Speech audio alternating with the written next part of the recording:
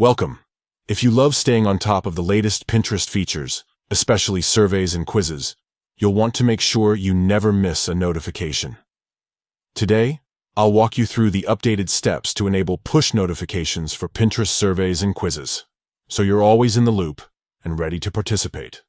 Let's get started. First, open the Pinterest app on your device.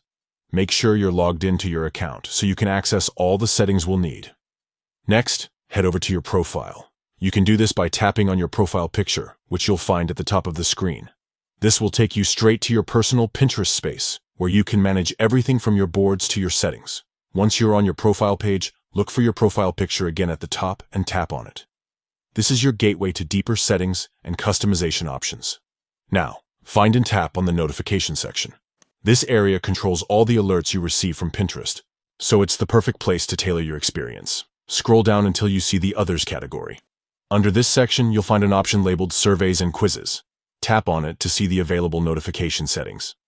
Here's the crucial step: toggle on the push option. This ensures that every time Pinterest has a new survey or quiz, you'll get a push notification directly to your device.